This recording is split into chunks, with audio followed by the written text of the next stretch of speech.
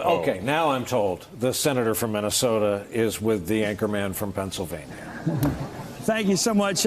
You know what I was struck tonight by? The people with their true backgrounds and true identities as human beings showed the best passion. And it's always dangerous for men to be talking about reproductive rights, since we're sort of a different role there. But when you jumped into it, and I think the audience went wild for you. That's what I call spontaneity. What was going on there? I mean, I listened to so many of the candidates keep saying, "I'm the only one on the stage. I'm the only one on the stage."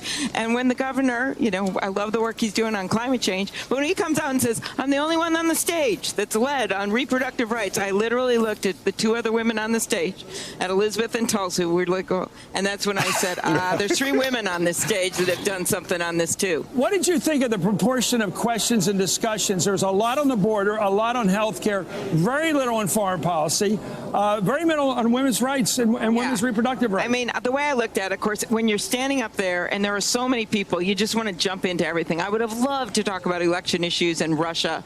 I would have loved to talk about the farm economy, but I literally had to sit back and say, this is the first debate. There's going to be many more debates. We're going to have opportunities to talk about other issues. And it was very important to talk about immigration. I was at Homestead today, and I saw firsthand what's going on there, and enough is enough of this Donald Trump immigration policy. And it was important to talk about the health care issue, of course, and there's some differences on the stage on that. Well, let's talk about the reproductive issue, because somebody said tonight they want to codify Roe v. Wade. Is that necessary? I thought the Supreme Court ruling is the law of the land. It is the Constitution. Yes, it is, and I think these horrific laws in Georgia and Alabama that say a doctor has to go to prison for 99 years, I think they'll be thrown out as unconstitutional. But what we are anticipating is, what if the Supreme Court does throw it out? So the idea is that if you trust Roberts not to do it, you trust Roberts not to do it. I'm not going to say what he'll do. I just hope that they do the right thing. The law is clear. It would be a travesty. Let me ask you,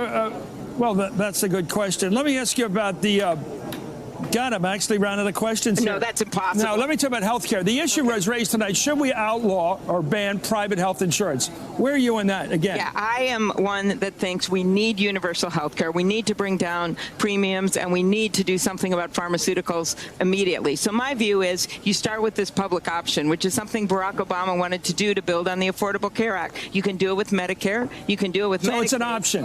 It is an option. Why do these other people want to outlaw insurance? Why does Bernie want to outlaw health insurance? Well, he is simply looking at what do we do about a healthcare system that's way too expensive, and he's looking at things. I think my problem with it, as I said today, is that in the long haul, it's something you can look at, and that's why I'd start with the public option. But the bill itself says you kick people off their insurance in 4 years. Do you think it's constitutional? You're an attorney. You've been a prosecutor. Do you think it's constitutional to tell the American people they can't buy health insurance? I don't know about the legality. You really think that's? Do you think it sounds constitutional? I don't know. Well, all I know is that we have a policy debate, but the biggest thing is that what unites us is much bigger than what divides us. Because look at Donald Trump. He is literally at this moment in the state of Texas trying to throw out the Affordable Care Act and all those protections, including a protection to not be kicked off your insurance for pre-existing conditions.